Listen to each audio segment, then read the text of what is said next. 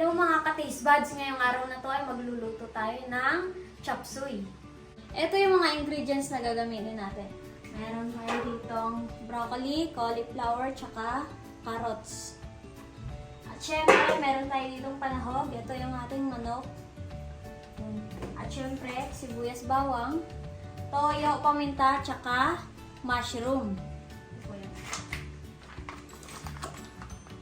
At syempre, gagamit din tayo ng cornstarch sa sarsa. Kaya naman, magsimulan tayo magluto. Ito, maglalagay na tayo ng mantika. Tamang dami. At syempre, antayin natin uminit bago tayo maglagay ng bawang. Ito, dahil mainit na rin naman natin mantika, maglalagay na tayo ng bawang.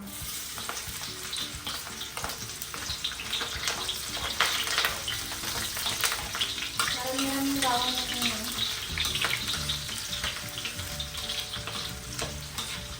Siyempre, medyo brown na yung ating bawang. Isasabay na natin yung sibuyas.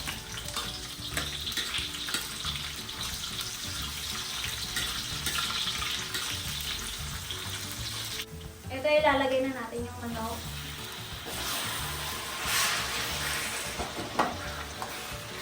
Siyempre, timplahan na natin yan ng paminta.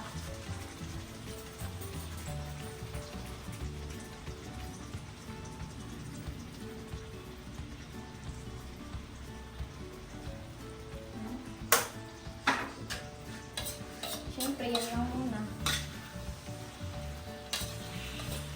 At saka pala, liquid seasoning. Ito po yung ating liquid seasoning ng Knorr.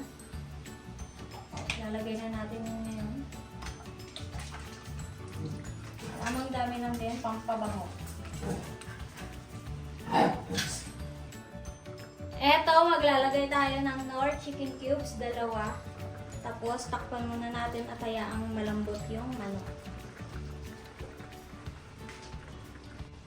Eto, maglalagay lang tayo ng kaunting tubig pampalambot ng manok at hayaan muna natin yan at takpan.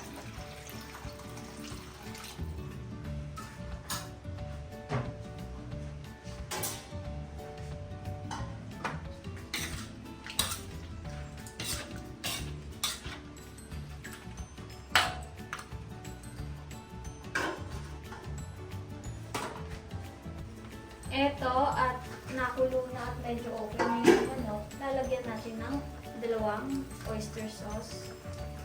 At syempre, toyo. Tapos pakuluan muna natin ulit saglit para mas lalong lumambot na yung manok. Para paglagay ng gulay na lang yung papalambutin natin.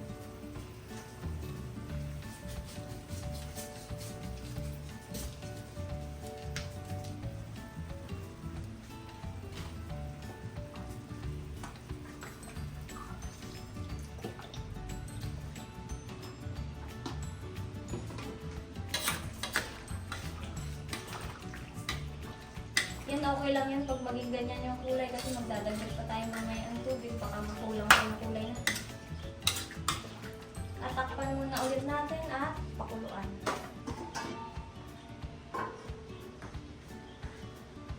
Okay na yan, malambot na yung manok, kaya naman ilalagay na natin itong gulay.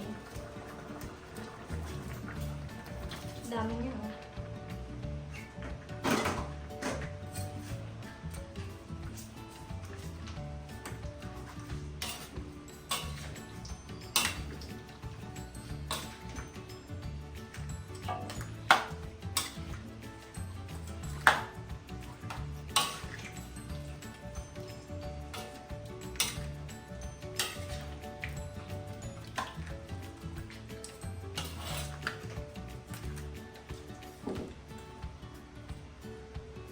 Eto, maglalagay din na yun nito kulina sa harap.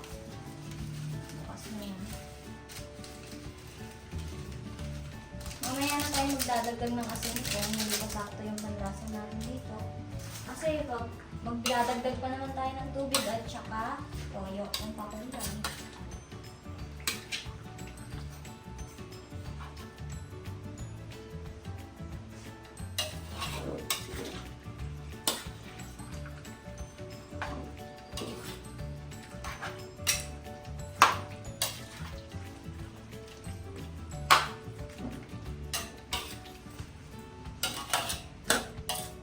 magdadagdag na tayo ng tubig. Tamang dami lang yung idadagdag natin para mamaya mas masarap to pag nilagyan na ng cornstarch.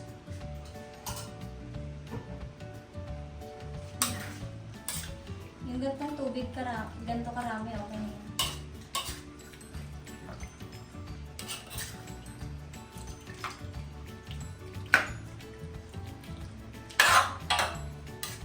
Ito, magdadagdag na tayo ng toyo kasi nga, nakita nyo naman ito na yung kulay, parang hindi ko nagustuhan yung kulay kasi nga, nagdagdag tayo ng tubig, kaya naman magdadagdag.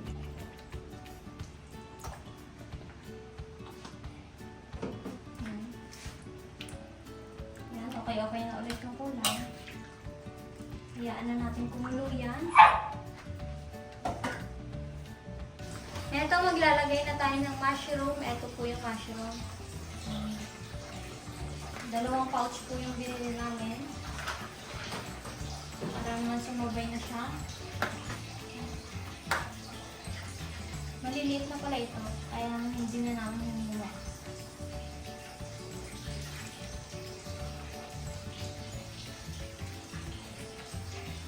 Mga ilang segundo na lang, ilalagay na natin yung cornstarch.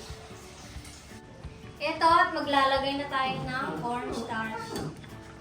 Kasi nga, okay na yun.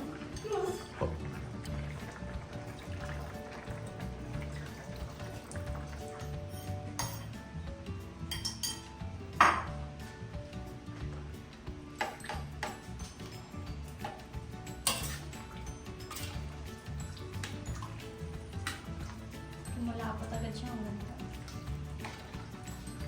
Kung hindi pa kayo okay sa lapot nito, kung hindi pa kayo okay dyan, syempre pwede po kayo magdagdag ng cornstarch. Syempre para sa akin okay na to. Oh, tignan nyo kung maganda na din naman yun. Pero kung gusto nyo sobrang lapot, kayo na po bahala.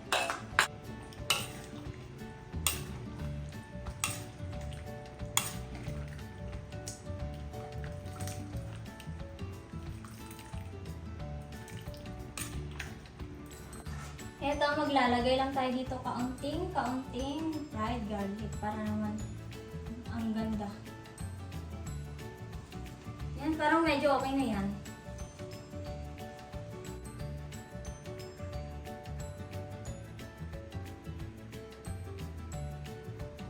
At ngayon naman, tikman na natin yung niluto ko.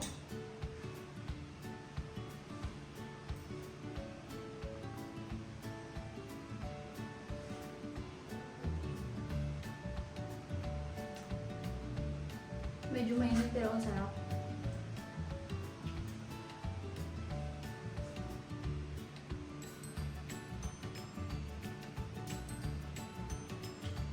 Kung nagustuhan yung luto ko nito, subscribe!